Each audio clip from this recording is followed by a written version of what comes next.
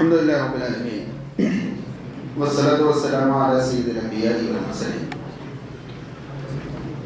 وعلى آله وأصحابه أجمعين أما بعد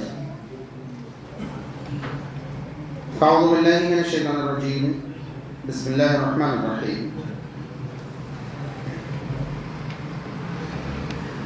يا أيها الذين آمنوا لا تقدموا بين يدي الله ورسوله واتقوا الله ان اللہ سمیع علیم. حضرین، 26ویں پارے کی جو صورتیں باقی رہ گئی تھیں اسے مکمل کرنے کے بعد آج 27واں پارہ بھی مکمل ہی کر دیا گیا ہے. اگر چاند 29 کا ہوتا ہے تو ایک پارہ حافظ کے ذہن میں رہ ہی جاتا ہے کہ اس پارے کو کیسے کریں، تو وہ ایک پارہ انہوں نے مینیج کر لیا ہے. جو صورتیں آج پڑھی گئی ہیں ان میں قابل وعظ اور قابل غور بے شمار آیتیں ہیں. ان ساری آیتوں کو آپ تک پہنچا پانا ناممکن ہے. میں بارہا آپ سے گزارش کروں گا کہ قرآن مجید کی چند آیتوں کو اس طرح خلاصے کے طور پر پیش کر کے آپ کو قرآن سمجھانا مقصد نہیں ہے بلکہ قرآن سے دلچسپی پیدا کرانا مقصد ہے. یہ چند آیتیں جو آپ کے سامنے پیش کی جا رہی ہیں یہ قرآن نہیں ہے بلکہ یہ قرآن کی بے شمار معلوماتی آیات میں سے صرف چند آیتیں ہیں. یہ تو آپ کے لیے لازم ہے کہ آپ سال بھر قرآن مجید کی آیتوں کا بہت گہرائی سے مطالعہ کریں، ان کو سمجھنے کی اور ان سے احکام نافذ جو ہو رہے ہیں انہیں سمجھنے کی اور اس پر عمل کرنے کی کوشش کریں. چند آیت جو ممکن ہیں خلاصے کے طور پر پیش کرنا وہ میں آپ تک پہنچا رہا ہوں. سورہ حجرات پوری سورہ تقریباً ایسی ہے جو معاشرے میں بہترین سماجی زندگی گزارنے کے لیے خیال رکھنے والی باتیں بتائی گئی ہیں. اس سورہ کا خاص طور پر مطالعہ ہم سب کے لیے بہت ضروری اور بہت مفید ہوگا. پہلی آیت میں ہی اللہ تعالیٰ فرماتا ہے اے وہ لوگوں جو ایمان لائے ہو اللہ اور اس کے رسول صلی اللہ علیہ وسلم سے آگے نہ بڑھو. واتقوا اللہ، اور اللہ سے ڈرو. ان اللہ سمیع علیم، بے شک اللہ سب کچھ سننے والا اور سب کچھ جاننے والا ہے. یہاں پر غور کرنے کی بات ہے کہ اللہ تعالیٰ ایک چیز سے ہمیں منع کر رہا ہے کہ اللہ اور اس کے رسول صلی اللہ علیہ وسلم سے آگے نہ بڑھو. مگر سوال یہ ہے کہ کیا اللہ اور اس کے رسول صلی اللہ علیہ وسلم سے آگے بڑھ پانا ممکن بھی ہے؟ اللہ اور اس کے رسول صلی اللہ علیہ وسلم سے آگے بڑھ پانا کسی کے لیے ممکن ہے؟ نہیں ہے. جب ممکن نہیں ہے تو منع کیوں کیا جا رہا ہے؟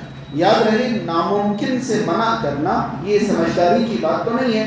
اگر میں کسی سے یہ کہوں کہ بھائی یہ جو چاند ہے نا اس کو اپنی جگہ سے ہٹا مت دینا، یہ یہیں پر اچھا لگ رہا ہے، یہ کیسی بچکانہ بات ہوگی؟ بھائی جب چاند کو کوئی ہٹا ہی نہیں سکتا تو میں کیسے کہہ دوں گا؟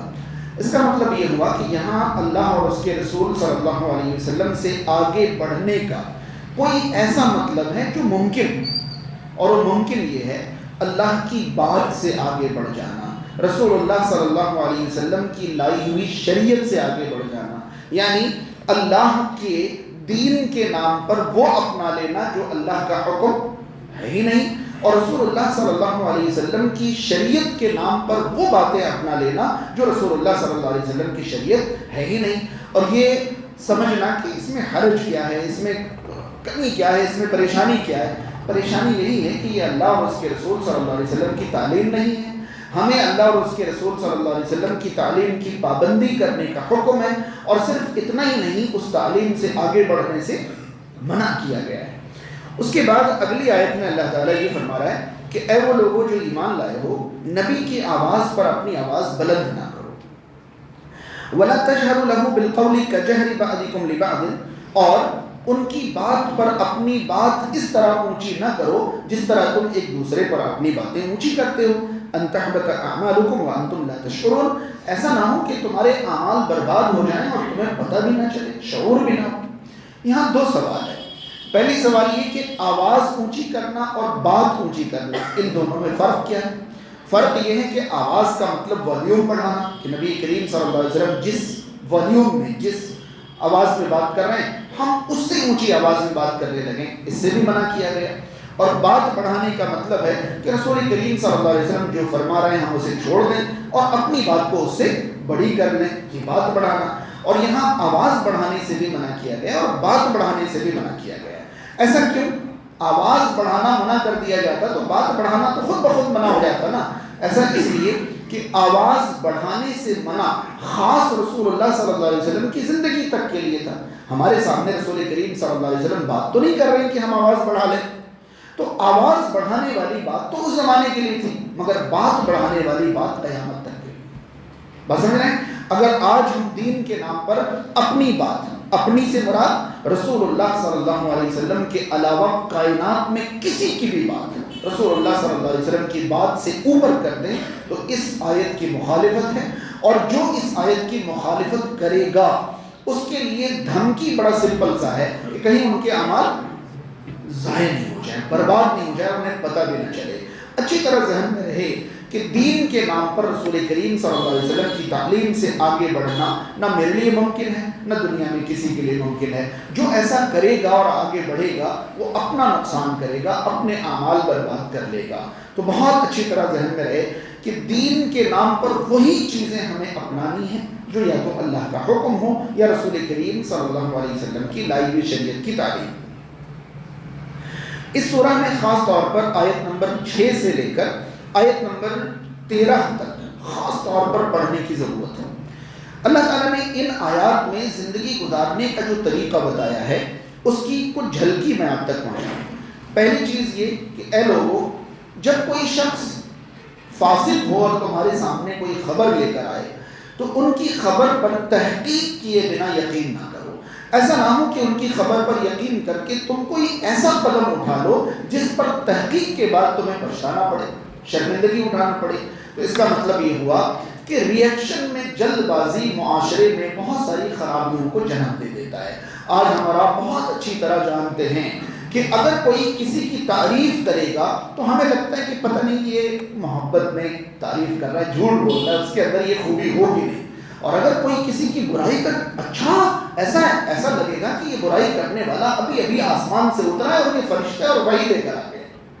جبکہ تعلیم یہ ہے کہ اگر کوئی کسی کی تعریف کرے تو اس کی تحقیق کی ضرورت ہی نہیں، دنیا کے تمام انسان کو آپ اچھا سمجھیے، اور اگر کوئی کسی کی برائی بیان کرے تو اس کی برائی کی تحقیق کیے بنا آپ اسے برا نہ سمجھیے، بدگمانی ہے، آپ نہیں کر سکتے ایسا۔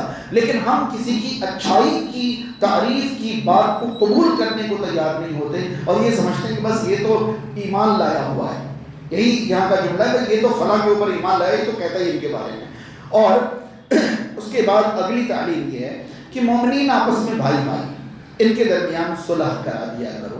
حاضرین، صلح کے لیے اختلاف ضروری ہے، سمجھ رہے بات؟ تو مومنین کے درمیان صلح کرا دیا کرو، یہ اگر اللہ تعالیٰ حکم دے رہا ہے تو گویا کہ خبر بھی دے رہا ہے کہ مومنین کے اندر ہوگا، بھائی ٹکراؤ ہوگا، جبھی تو صلح کی ضرورت پڑے گی۔ اگر مومنین کے اندر ٹکراؤ ہی ممکن نہ ہو تو اللہ تعالیٰ صلح کرانے کا حکم دیتا نہیں دیتا۔ یہاں ایک بات آپ سے کہنا چاہوں گا کہ صلح اور فیصلے میں ہمارے سماج کے لوگ فرق نہیں کر پاتے۔ فیصلے کا مطلب ہوتا ہے کسی کو صحیح اور کسی کو غلط قرار دینا، اور صلح کا مطلب ہوتا ہے کسی کو غلط قرار نہیں دینا بلکہ کسی بھی طرح آپس میں ملا دینا۔ بات سمجھ آ رہی ہے؟ میں آپ کو لائیو ایگزامپل دے کر سمجھاتا ہوں۔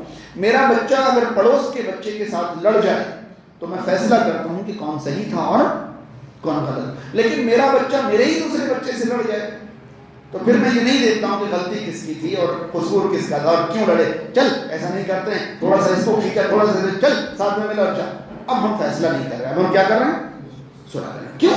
کیونکہ ہم ان میں سے کسی کو صحیح اور غلط قرار دے کر الگ نہیں کرنا چاہتے، ہم ان کی سزا متعین نہیں کرنا چاہتے۔ ہمارے سماج میں مسلمانوں کے درمیان کبھی بھی اختلاف ہوتا ہے تو ہم صلح کے نام پر کیا کرنے بیٹھ جاتے ہیں؟ فیصلہ۔ ہم ہوتے کون ہیں فیصلہ کرنے والے؟ ہمیں فیصلہ کرنے کے لیے نہیں بیٹھنا ہے، ہمیں تو یہ کوشش کرنی کہ کیسے ان کے درمیان صلح ہو جائے۔ اور ہر ماں باپ کو پتا ہے کہ وہ اپنے بچوں کے درمیان صلح کرانے کے لیے کیسی کیسی جگتیں کرتے ہیں۔ نہیں معلوم کسی کو کہ ایک بچے کو دوسرے بچے نے مار دیا، وہ رو رہا ہے، ابو فلاں نے مارا، ہم جاتے ہیں اور اس کی نظر بچا کے آواز کر کے کہتے ہیں مار دیا ہم نے اسے، چل خوش ہو گئے۔ یہ کیا ہے؟ کیا ہم نے اس کو دھوکہ دیا؟ جی نہیں، یہ صلح کی ایک ایسی کوشش تھی جو سماج میں نافذ کرنے کی ضرورت ہے۔ کیوں اسلام نے یہ کہا ہے کہ اگر کوئی دو لڑے ہوئے لوگوں کو ملانے کے لیے جھوٹ بھی بول دے تو اللہ کی نظر میں وہ جھوٹ نہیں ہے؟ کیوں جھوٹ نہیں ہے؟ یہ جو آپ کر رہے تھے یہ وہی تو تھا جو بڑے ہونے کے بعد آپ ملانے کے لیے کچھ کریں گے، یہی تو تھا۔ کبھی کبھی ہم کہتے ہیں، ہمارے بچے ہم سے کہتے ہیں بس ابو تم کہتے رہتے ہو ماروں گا، تم اس کو مارتے کبھی نہیں ہو۔ وہ شکایتیں کرنے لگتے ہیں ہم سے کہ ہم چھوٹے ہیں، ہم پیٹ، اصل میں ہمیں نہ مارنا ان کو ہے نہ مارنا ان کو ہے، دونوں سے ہمارا تعلق اتنا ہی ہے، دونوں سے ہماری محبت اتنی۔ ہم تو یہ چاہتے ہیں کہ ان کے درمیان، تو یاد رہے مومنین کے درمیان اختلاف ہوں گے، سب کا مزاج الگ الگ ہے، سب کی سوچ الگ الگ ہے، باتیں الگ الگ ہیں، مگر ان میں فیصلے کرنے کی بجائے کہ یہ صحیح ہے یہ غلط ہے، ان کو فلاں، ان کو نکال دو، ان کو ہٹا دو، جی نہیں، کسی طرح ان کو آپس میں ملا دیا کرو، بتا دیا کرو کہ صلح ہی خیر ہے۔ اس کے بعد صلح میں مسلمان باقی رہیں، اس کے لیے اگلی 3 آیات میں 7 باتیں بتائی گئی۔ کتنی؟ پہلی آیت میں 3، دوسری میں 3۔ پہلی میں 3 وہ باتیں جو انسان کی پیچھے ممکن نہیں ہوگا، انسان کے سامنے ممکن ہوگا۔ اگلی آیت میں 3 ایسی باتیں جو سامنے ممکن نہیں ہوگا، انسان کے پیچھے ممکن ہوگا۔ ذرا غور سے سنیں۔ اللہ تعالیٰ نے فرمایا کہ ایمان والو، تم میں سے کوئی مرد کسی مرد کا اور کوئی عورت کسی عورت کا مذاق نہ اڑائے۔ کیوں؟ کیونکہ ممکن ہے کہ جو مذاق اڑا رہا ہے وہ جس کا مذاق اڑا رہا ہے اس سے کم درجے کا، اور جس کا مذاق اڑا رہا ہے کہیں وہی بہتر ہو۔ اس کا مطلب یہ ہوا کہ مذاق اڑانے والا ہمیشہ تکبر کا شکار ہوتا ہے، خود کو بڑا سمجھتا ہے، اور جس کا مذاق اڑا رہا ہے اسے وہ حقیر سمجھتا ہے۔ اللہ تعالیٰ نے یہ فرمایا کہ تم خود کو کیا سمجھتے ہو، یہ تمہاری سمجھ ہے، اللہ کی نظر میں تمہارا وزن کتنا یہ سوچا ہے کبھی تم نے؟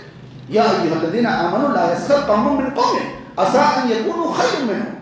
عین ممکن ہے کہ تم جن کا مذاق اڑا رہے ہو وہ تم سے بہتر ہے۔ یہاں ضرورت نہیں تھی کہ عورتوں کو اسی بات کا الگ سے حکم دیا جاتا، مگر یہ بات اتنی اہم تھی کہ ولا نساء من نساء کہہ کر الگ سے کہا گیا کہ نہ کوئی عورت کسی عورت کا مذاق اڑائے۔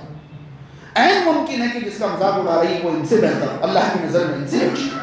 اس کے بعد دوسری چیز یہ کہا گیا ولا تلمزوا انفسکم، ایک دوسرے پر کوئی عیب نہ لگاؤ، ایک دوسرے پر کوئی عیب نہ لگاؤ۔ ولا تنابزوا بالالقاب، اور ایک دوسرے کو برے ناموں سے، برے القاب سے نہ پکارو۔ یہ 3 باتیں منع کی گئی۔ سوچئے یہ تینوں چیزیں سامنے ہوتی ہیں، مذاق اڑانا، عیب لگا دینا اور برے القاب دینا۔ اگلی آیت میں کہا گیا کہ لوگوں بدگمانی سے بچو۔ بدگمانی سامنے نہیں ہوتی ہے۔ پتہ ہے ایک شخص کسی سے بدگمانی کر رہا ہوتا ہے دل میں، مگر چہرے پر مسکراہٹ لے کر ایسے بیٹھ کر ساتھ میں چائے پی رہا ہوتا ہے کہ اس بیچارے کو پتہ ہی نہیں چلتا ہے کہ اس کے بارے میں یہ اندر کیا کیا سوچ رہا ہے۔ اللہ تعالیٰ نے اس بدگمانی سے منع فرمایا، اور بدگمانی کے بعد یہ کہا کہ جاسوسی نہ کرو۔ پتہ ہے آپ کو انسان کسی کے بارے میں پہلے بدگمان ہوتا ہے، اور پھر جو اس کے ذہن میں گمان آیا ہے اس گمان کو دلیل فراہم کرنے کے لیے وہ کیا کرتا ہے؟ جاسوسی کرتا ہے۔ یعنی جاسوسی بدگمانی کے بعد کا قدم۔ اس کے بعد جاسوسی میں اگر کچھ ہاتھ لگ جائے تو وہ اس کی پیٹھ پیچھے دوسروں کے سامنے، تو اگلا کام یہی ہے کہ وَلَا يَغْتَبْ بَعْضُكُمْ بَعْضًا، کوئی کسی کی غیبت نہ کرے۔ کیا تم مرے ہوئے بھائی کا گوشت کھانا پسند کرتے ہو؟ اب سوچئے جس معاشرے میں کوئی کسی کا مذاق نہ اڑائے، کوئی کسی پر عیب نہ لگائے، کوئی کسی کو برے لقب سے نہ پکارے، کوئی کسی سے بدگمانی نہ کرے، کوئی کسی کی جاسوسی نہ کرے، اور کوئی کسی کی غیبت نہ کرے، وہ معاشرہ کیسا ہوگا؟ یہ اسلامی معاشرہ ہے جہاں یہ تعلیم دی گئی ہے، اور پھر بھی اگر کوئی لڑ جائے تو کسی نہ کسی طرح سے گلا پکڑ کے ان کو آپس میں ملا دیا جائے، کیسا معاشرہ ہوگا؟ یہ تعلیمات ہیں۔ اس کے بعد اسے کلوز کرنے کے لیے 7ویں بات، پہلی 3 دوسری 3 کے بعد 7ویں بات یہ کہ لوگوں تم سب ایک ہی ماں باپ کی اولاد تو ہو۔ یہ کتنی بڑی بات ہے کہ یہ سب کیوں سکھایا جا رہا ہے تمہیں؟ کیوں اونچ نیچ والی باتیں کرتے ہو؟ یا ایھا الناس انا خلقناکم من ذکر و انثی، اے لوگوں ہم نے تمہیں ایک ہی مرد اور عورت سے پیدا کیا ہے۔ وجعلناکم شعوبا وقبائل لتعارفوا، یہ قبیلے، خاندان، برادری وغیرہ کی تقسیم صرف پہچان کے لیے، اونچ نیچ کے لیے نہیں۔ ہاں اونچ نیچ کا معیار اگر اللہ کے یہاں کچھ ہے تو ان اکرمکم عند اللہ اتقاکم، اللہ کے نزدیک عزت کا معیار جو ہے وہ تقویٰ ہے۔ تم میں سب سے زیادہ عزت والا اللہ کے یہاں وہ ہے جو سب سے زیادہ اللہ سے ڈرنے والا ہے۔ اللہ سے ڈرنے والا اللہ کے یہاں بہت اونچا ہے، چاہے وہ حبشی غلام کیوں نہ، اور اللہ سے نہیں ڈرنے والا اللہ کی نظر میں مچھر کے پر کی حیثیت نہیں رکھتا، چاہے وہ ابو لہب کیوں نہ۔ تو وہاں حیثیت اور مقام تو تقویٰ کا ہے، چاہے چہرہ خوبصورت ہو یا نہ ہو، چاہے خاندان اونچا ہو یا نہ ہو۔ اس کے بعد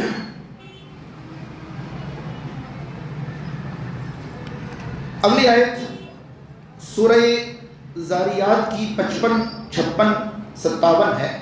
اللہ تعالیٰ یہاں فرماتا ہے وذکر، نصیحت کیجیے، ان الذکر فإن الذکر تنفع المؤمنین، اس لیے کہ نصیحت مومنین کو فائدہ پہنچاتی ہے۔ یہ جو ہماری کوششیں ہوتی ہیں، جمعہ کے خطبات ہیں، ہفتہ واری دروس ہیں، کبھی ماہانہ کوئی اجتماع کر لیتے ہیں، رمضان میں اتنی دیر آپ کو کھڑا کرنے کے بعد آپ بیٹھ جاتے ہیں، میں پھر کھڑا ہو جاتا ہوں، میری 4 رکعتیں اور بڑھ جاتی ہیں، اتنی دیر میں کھڑا رہتا ہوں، اتنے میں تو 4 رکعت اور پڑھ لوں۔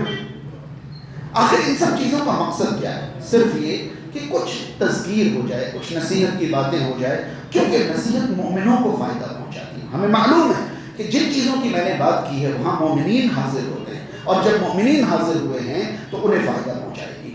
حضرین، ایک بہت ہی اہم بات میں آپ کے ذہن میں ڈالنا چاہوں گا۔ یہاں اللہ رب العالمین یہ فرما رہا ہے کہ نصیحت کرو، نصیحت مومنین کو فائدہ پہنچاتی ہے۔ پسند آ رہی ہے؟ اس کا مطلب نصیحت کی محفلوں میں حاضر ہونا بھی کس چیز کی علامت ہے؟ ایمان کی علامت ہے۔ بات نہیں سمجھ میں آئی؟ نصیحت مومنوں کو فائدہ پہنچاتی ہے، تو مومنوں کو نصیحت کیسے فائدہ پہنچائے گی؟ جب مومن نصیحت کی محفل میں حاضر ہوں گے۔ تو آپ اپنے دل کو ایک بار ٹٹولیے اور دیکھیے کہ کہیں کوئی کام کاج نہ ہونے کے باوجود نصیحت کی محفلیں آپ کو بری تو نہیں لگ رہی، نصیحت کی محفلیں آپ کو بھاری تو نہیں لگ رہی ہیں، نصیحت کی محفلیں آپ کے لیے وزندار چیز تو نہیں ہو رہی ہے، تو کہیں نہ کہیں ایمان میں کمزوری کی علامت ہے یہ۔ ہاں بلا شبہ یہ نصیحت کی محفلوں میں سے جمعہ کے خطبے کے علاوہ کچھ فرض نہیں ہے۔ ہم کسی سے نہیں کہہ سکتے کہ بھائی سارے کے سارے لوگ بیٹھے، کوئی کہیں نہیں جائے گا۔ آپ کو کوئی بھی کام ہے، کوئی بھی ضرورت ہے، کسی بھی طرح کا مسئلہ ہے، آپ اٹھیں جائیں، پھر کبھی بیٹھیں، پھر کبھی سنیں، کوئی مسئلہ نہیں ہے۔ لیکن نصیحت کی محفلوں میں بیٹھنے کا خواہش مند انسان اللہ کی نظر میں مومنین کے زمرے میں ہے، کیونکہ مومنین کو نصیحت فائدہ پہنچاتی ہے کا مطلب مومنین تو ایسی محفلیں ڈھونڈتے پھرتے ہیں۔ آپ نے غور کیا ہے عام طور پر دین کی محفلوں میں جو لوگ بیٹھے ہوتے ہیں وہ آلریڈی دیندار ہی ہوتے ہیں، اور جن کو ہم سمجھانا چاہتے ہیں وہ محفلوں میں ہوتے ہی نہیں ہیں۔ یہی تو پہچان ہے کہ یہ دیندار ہیں، تبھی تو محفل میں بیٹھے ہوئے ہیں، مگر ان دینداروں کی کوششوں سے کبھی کبھی کوئی پکڑ میں آ جاتا ہے، ان کو کوئی نہ کوئی بات سمجھ میں آ جاتی ہے اور پھر وہ دیندار بن جاتا ہے الحمدللہ۔ لیکن اگر آپ ہی نہیں بیٹھنا شروع کریں گے کہ ہم تو سمجھے سمجھائے ہیں، ہم تو سب جانتے ہیں، ہمیں تو سب معلوم ہے، تو پھر جو لوگ سننا ہی نہیں چاہتے وہ کیسے بیٹھیں؟ وہ تو آج بھی نہیں بیٹھ رہے ہیں، کل تو وہ کہیں گے کہ بھائی جو دیندار ہیں وہ تو بیٹھ نہیں رہے، ہم کیا کریں گے بیٹھیں؟ تو اس طرح کی محفلوں کو، نصیحت کی محفلوں کو آباد رکھا کیجیے، سجایا کریے، چاہے وہ خطبات کی محفل ہو، چاہے وہ دروس کی محفل ہو، چاہے خلاصہ قرآن کی ہو، کسی بھی طرح جہاں قرآن و سنت کی تعلیم ہو رہی ہو ان محفلوں کو آباد رکھنے کی کوشش کیجیے، وہاں سے آپ کو فائدہ بھی ہوگا اور وہ آپ کے ایمان کی پہچان بھی ہے۔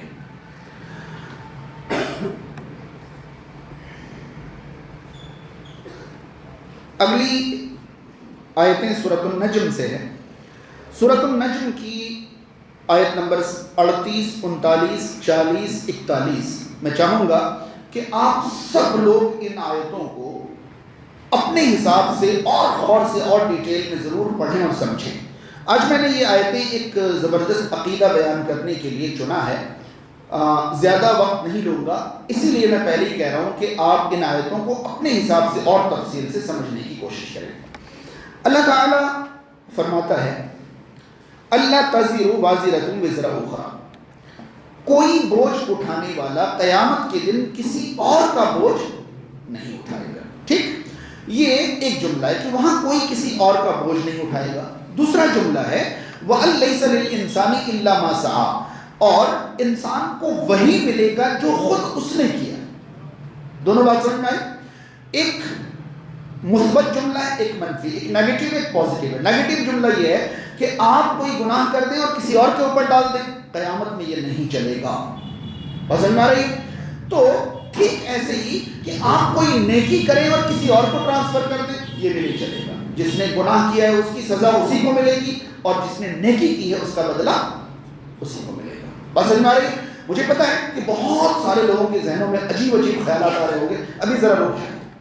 میں سمجھانا یہ چاہتا ہوں کہ ہماری زندگی میں ہم جو نیک عمل کرتے ہیں، شریعت میں ان نیک اعمال کی 3 قسمیں ہیں۔ کتنی؟ 3 قسمیں۔ نیک اعمال کی پہلی قسم وہ ہے جس کا تعلق جسم سے، جہاں ہمارا جسم ایکٹیو رہتا ہے، اس کو جسمانی عبادات کہتے ہیں۔ واضح ہے؟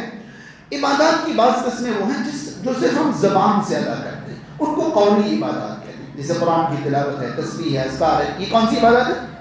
قولی، یہ صرف قول سے، زبان سے ادا ہے۔ کچھ عبادات ایسی ہیں جس میں نہ قول ہے نہ جسم ہے، مال سے ادا ہوتا ہے، تو اس کو مالی عبادات کہتے ہیں۔ تو عبادات کی کتنی قسمیں ہیں؟ 3، جسمانی عبادات، قولی عبادات، مالی عبادات۔ عام طور پر علماء کی تشریح یہ ہے کہ التحیات للہ والصلوات والطیبات، یہ جو 3 جملے ہیں، التحیات، الصلوات، الطیبات، اس میں التحیات سے مراد قولی عبادات ہیں، الصلوات سے مراد جسمانی عبادات ہیں، والطیبات سے مراد مالی عبادات ہیں۔ طیبات کا مطلب پاکیزہ ہوتا ہے، اللہ تعالیٰ پاک مال کے علاوہ قبول نہیں کرتا۔ صلوات نماز کی جمع ہے جو جسمانی عبادات ہے۔ التحیات سلام کو کہتے ہیں، سلام کہاں سے کرتے ہیں؟ زبان سے، تو یہ زبانی۔ تو قولی، جسمانی، مالی عبادات للہ، صرف کس کے لیے؟ اللہ۔ اب آپ سوچیے، میں ایک بات بتا رہا ہوں، کیا ہم میں سے کسی نے غور کیا کہ ان تینوں میں سے ایک قسم کی عبادت ایسی ہے جس میں نیابت، یعنی کسی کا کام کوئی اور کر دے، یہ پاسبل ہے، مگر 2 قسم کی عبادات میں یہ پاسبل نہیں ہے۔ جیسے میں نے 100 روپے کسی کو دیا اور یہ کہا کہ غریب کو دے دینا، تو میرا صدقہ کسی اور نے کر دیا۔ میں نے اپنی زکوٰۃ کسی تنظیم کو دی کہ بھائی حقداروں تک پہنچا دینا، تو میری زکوٰۃ کسی اور نے دے دی۔ بس سمجھ آ رہی ہے؟ تو مالی عبادات میں اپنی کسی اور سے کروا سکتا ہوں، لیکن کیا آپ نے کبھی غور کیا کہ کبھی زندگی میں کسی بھی مسلمان نے، یاد رہے کبھی زندگی میں کسی مسلمان نے اپنی اولاد سے یہ کہا کہ بیٹا آج میں ذرا تھک گیا ہوں، میری فجر کی نماز پڑھ دینا؟ کہا کسی نے؟ کیوں نہیں کہا؟ مجھے یہ بتائیے، کیا ایسا نہیں ہو سکتا؟ میری اولاد مجھ سے اتنی محبت نہیں کرے گی کہ میری تھکان میں وہ 2 رکعت نماز پڑھ کے میرا ساتھ نہیں دے دے؟ کیا کبھی زندگی میں کسی مسلمان نے اپنی اولاد سے کہا کہ بیٹا آج میری فجر پڑھ دینا، آج میری عشاء پڑھ دینا؟ یا کبھی کسی نے یہ کہا ہو کہ بیٹا میں روز 1 پارہ قرآن پڑھتا ہوں، آج ذرا سا میں بزی ہوں، تو اپنا 1 پارہ پڑھ کے 1 پارہ میرا بھی پڑھ دینا؟ سنا ہے کبھی؟ نہیں۔ کبھی کسی نے کہا ہے زندگی میں بقید حیات کسی نے کہا کہ بیٹا میرا 1 پارہ قرآن پڑھ دینا؟ کہا ہے؟ یہ قرآن پڑھ دینا یہ قولی عبادت ہے، نماز پڑھ دینا یہ جسمانی عبادت ہے۔ آپ اپنی زندگی میں قولی اور جسمانی عبادت کبھی کسی اور سے کیوں نہیں کروا سکتے؟ مجھے یہ بتا دیجیے۔ صرف اس لیے کہ عبادت کی ان دونوں قسموں میں نیابت جائز نہیں ہے۔ تو پھر مرتے ہی آپ کسی کے لیے قرآن پڑھنے لگتے ہیں اور کسی کے لیے نماز پڑھنے لگتے ہیں اور جسمانی عبادت کرنے لگتے ہیں، ایسا کیوں؟ کہاں کس نے آپ سے کہا کہ آپ کسی اور کی طرف سے قولی عبادت کر سکتے ہیں یا کسی اور کی طرف سے جسمانی عبادت کر سکتے ہیں؟ نہیں، لیکن مالی عبادت مرنے کے بعد بھی کر سکتے ہیں۔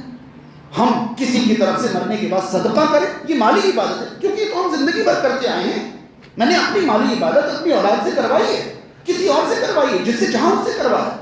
حج بھی جسم کے ساتھ ساتھ بڑا مال خرچ ہونے کی وجہ سے مالی عبادت ہے، تو کسی اور کی طرف سے حج بھی سنت سے ثابت ہے۔ احادیث میں میت کی طرف سے صدقہ ثابت ہے اور میت کی طرف سے حج اور عمرہ ثابت ہے، کیونکہ یہ مالی عبادات میں سے ہے۔ کیا کوئی زندگی بھر میں کوئی ایک حدیث ایسی لا سکتا ہے کہ نبی کریم صلی اللہ علیہ وسلم نے یا آپ کے کسی صحابی نے کسی والدین یا کسی میت کی طرف سے 1 پارہ قرآن پڑھا ہو یا کوئی بھی جسمانی عبادت کی ہو؟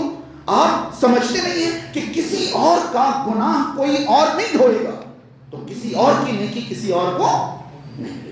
اب 2 غلط فہمی دور کرتا ہوں۔ غلط فہمی پہلی یہ کہ بھائی کسی اور کا گناہ کوئی اور نہیں دھوئے گا، تو پھر ہم جسے گناہ کراتے ہیں اس کی سزا ہمیں کیوں ملتی؟ بس سمجھ رہے ہیں؟ پہلی غلط فہمی یہ کہ اگر کوئی گناہ کر رہا ہے اور وہ گناہ اس سے میں نے کروایا ہے، تو میں اس کے گناہ کی سزا نہیں بھگتوں گا، بلکہ گناہ کرنے کی سزا وہ بھگتے گا اور گناہ کروانے کی سزا تو میں نے اپنا گناہ جھیلا ہے اس کا۔ اچھا چلیے، ایک قاتل کورٹ میں وکیل جج کے پاس جا کر یہ کہے کہ صاحب میں نے قتل تو کیا ہے مگر اس نے کروایا ہے، تو کیا جج صاحب یہ کہیں گے اچھا آپ تو ایسے کر کے ہاتھ باندھیے اور نکل جائیے صاحب، اب ہم ان کو دیکھ لیں گے؟ کہیں گے؟ وہ یہ کہیں گے بیٹا تو نے قتل کیا تو اندر آئی جا, اچھا تو نے کرا ہے تو بھی آ جا. تو بھائی یہ تو کروانے کی سزا پائے گا اور یہ کرنے کی. میں نے کسی کو گناہ کروایا ہے تو میں نے بھی کوئی غلطی کی ہے نہیں کی. بھائی گناہ کرنا اگر گناہ ہے تو گناہ کروانا بھی اسی طرح. جسٹ اپوزٹ لیجیے, کسی نے نیکی کی وہ ثواب پائے گا, لیکن کسی نے نیکی کروائی تو نیکی کروانا یہ نیکی ہے یا نہیں؟ تو میں نے اگر کسی سے نیکی کروائی ہے تو نیکی کرنے کا ثواب تو اسی کو ملے گا, مگر میں نے چونکہ نیکی کروا کر میں نے بھی ایک نیکی کی ہے, مجھے اس کا ملے گا, یعنی اس کا اس کو اور میرا مجھے. کبھی کسی کا کسی اور کو نہیں ملتا ہے. جب انسان کسی کو نیکی کا راستہ بتائے گا, نیکی کا راستہ بتانا نیکی ہے, تب اسے نیکی ملے گی. ہاں کتنی ملے گی؟ شریعت نے کہا ہے کہ عمل کرنے والے کے برابر ملے گی. کوئی غلط فہمی نہ ہو, اس لیے شریعت نے بتایا ہے کہ عمل کرنے والے کی نیکی میں کوئی کمی, کیونکہ اس کا تو اس کو مل رہا ہے. تقسیم تھوڑی نہ ہو رہی کہ بھائی میری وجہ سے کیا تو آدھا آدھا بانٹ دو, نہیں, پورا اس کو ملے گا. ہاں میری وجہ سے کیا نا, اللہ کے کوئی کمی نہیں, اللہ تعالیٰ اتنا ہی مجھے ملے. اب سمجھ میں ہے, لا تزر وازرۃ وزر اخری وان لیس للانسان ما سعی. کوئی گناہ کسی اور کے سر پر نہیں ڈال سکتا, کوئی نیکی کسی اور کی کری بھی ہمیں, انسان کو وہی ملے گا جس کی کوشش اس نے کی ہے. ایک فکر میں آپ کے ذہن میں دینا چاہوں گا اور گزارش کروں گا کہ ہنسنا مت کوئی. مجھے اگر 10 لوگوں سے محبت ہو سکتی ہے تو 10 لوگوں سے نفرت نہیں ہو سکتی ہے؟ ہو سکتی ہے نہیں ہو سکتی؟ تو چلیے ایسا کرتے ہیں کہ جن 10 لوگوں سے محبت ہے ان کو میں نیکیاں کر کر کے بھیجتا رہتا ہوں, اور جن 10 لوگوں سے نفرت ہے ان کو گناہ کر کر کے بھیجتا رہتا ہوں. چلے گا؟ نہیں آئی بات سمجھ؟ بھائی جن سے محبت ہے ہم چاہتے ہیں کہ ان کی نیکیاں بڑھ جائے, اسی لیے تو نیکیاں بھیج رہے ہیں تاکہ ان کی نیکیاں. تو کیا جن سے نفرت ہے ہم یہ نہیں چاہتے کہ ان کا گناہ بڑھے؟ تو ایک کمرے میں بند ہوتے ہیں, 100 گالیاں بکتے ہیں اور یہ کہتے ہیں کہ اللہ یہ 100 گالیاں فلاں کے اوپر ڈالیں. چلے گا؟ تو آخر ایسا کیسے ہو جائے گا کہ ہم یہ کہیں کہ اللہ یہ 100 سبحان اللہ فلاں کو دے دینا, مگر یہ 100 گالیاں فلاں کو دے دینا, یہ نہیں چلے گا؟ ایسا کیوں؟ کہاں ہے قرآن و سنت میں یہ تقسیم کہ آپ نیکیاں تو ٹرانسفر کر سکتے ہیں لیکن برائیاں ٹرانسفر نہیں کر سکتے؟ آپ کچھ بھی ٹرانسفر نہیں کر سکتے. بس سمجھ میں آ رہی ہے؟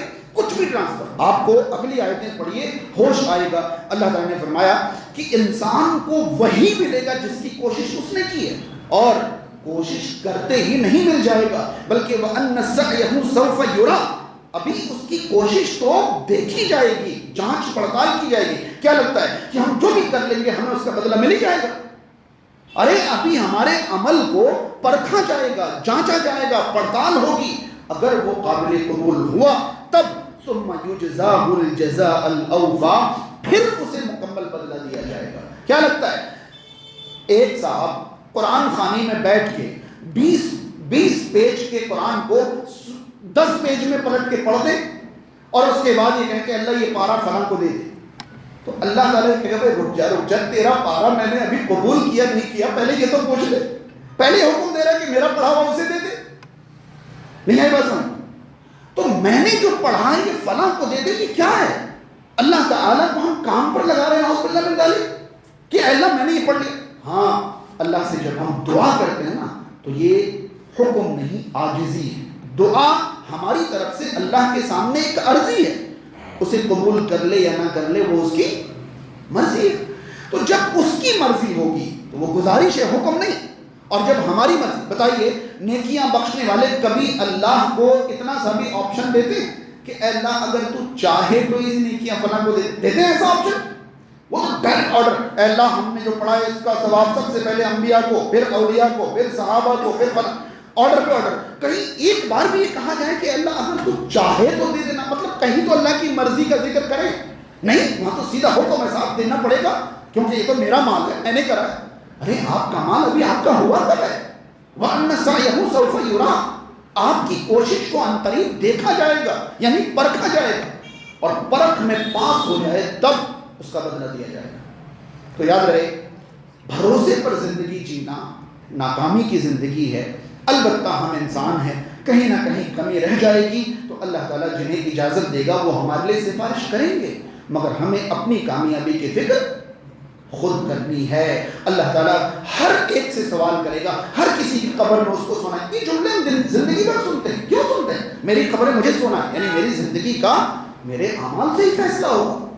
ایک شخص، کیا بتاؤں میں آپ کو، ایک شخص آپ کے سامنے مسجد کے باہر سالوں سال بیٹھا ہوا مر جائے، آپ ایک بار اسے کہہ نہیں سکتے آؤ چلو مسجد نماز پڑھ لو، اور وہی جب مر جائے تو اس کے لیے قرآن پڑھتے. آپ کو کبھی یہ فکر تھی کہ وہ زندگی میں جب زندہ تھا تب کوئی نیکی کر لے؟ آپ نے تو ان سے زندگی میں کبھی نیکی کرانے کی کوشش نہیں کی، مرنے کے بعد آپ ان کو نیکی پہنچا رہے ہیں. کیسے پہنچا رہے ہیں آپ؟ کبھی آپ نے ان سے نماز نہیں پڑھوائی، روزہ نہیں رکھوایا، قرآن ان سے کبھی قرآن نہیں پڑھا، ان سے کبھی نہیں کہا آپ نے کہ بھائی اپنے لیے قرآن پڑھ لو، اور آپ ان کے لیے پڑھ رہے ہیں. بات سمجھ میں آ رہی ہے؟ تو اچھی طرح یاد رہے کہ یہ تعلیم دیتا ہے کہ آپ کو آپ کے کیے ہوئے کے علاوہ کچھ نہیں ملے گا، اور آپ نے جو کیا ہے وہ کسی اور کے اوپر نہیں ڈالا جائے گا. ہاں، جو آپ نے نیکیاں کی ہیں وہ ایک دم سے پاس نہیں ہو جائیں گی، بلکہ ان کی جانچ پڑتال ہوگی، پاس ہو جائے تب آپ کو اس کا بدلہ ملے گا. اللہ تعالیٰ ہمیں ان باتوں پر عمل کی توفیق عطا فرمائے.